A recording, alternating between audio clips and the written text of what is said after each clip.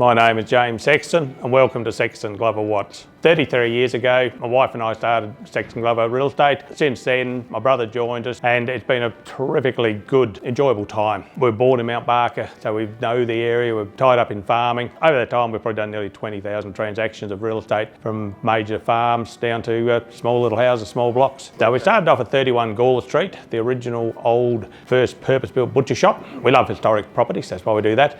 And we still got that one.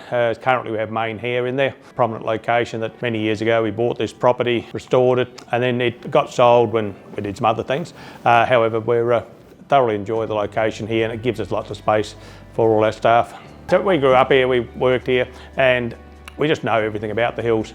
There's people here we've just had connections with for 3 generations. And that just makes it easy. I live 2.5 minutes from the office here, so you're always ducking in and out. Makes it very simple, very easy. I actually started a business Mount Barker with Barry Wilkins from the council. We decided that there was a fear that Gawler Street was going to get left behind by some of the big shopping centres, and we thought, instead of everyone squabbling and fighting, I used to say, if you want to meet someone in Mount Barker, go to Marion on a Thursday night. So we just said, let's operate all the Mount Barker like one big precinct. So we came up with this concept of all the businesses put a little bit of money in, paid a separate council rate, and then a committee of property owners would then manage that money for the benefit of the CBD and operate as one whole. We've been doing that for about 16 years. One of the things that is really interesting at the moment, everyone around Australia recognises Mount Barker. We've got major developers coming in from Melbourne, Sydney, Brisbane and looking at buying property here. They bring a really top-end level of expertise, and they come here because of 2 reasons. One, Mount Barker is seen as a growth zone. It's seen as being a really well run. The council is seen as being a really sensible go-to council that makes things happen. They've got a terrific reputation all around Australia, and they also perceive that we've got a very stable state government who is not attacking the development sector.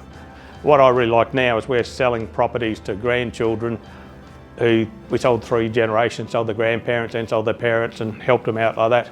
And it's really good when you encourage someone to buy a property and they're a little bit nervous, and then 4 years later with the property going up, they've made a couple $100,000 in asset gain.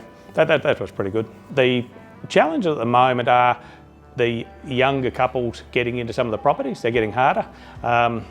Enormous amounts of red tape to try and get blocks of land developed. It is quite scary how much cost is out there to do that. Trying to get people to understand that the real asset growth for their entire life is built around real estate, and the sooner they can get into that, really the better.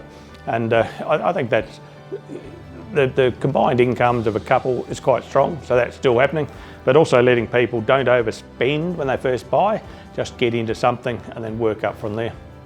Actually, an entrepreneur has to be prepared to work really hard. They've got to know their area of expertise. They have to do it. They've got to study. They've got to really get in and make sure they get it right. And that's one thing. Before I got into real estate, wife and I used to buy and sell houses, renovate them, do that. So we knew it, we understood it. And I think that's what people need to do. It's not cheap starting a business, and you've really got to be prepared to take risks, work hard and don't give up.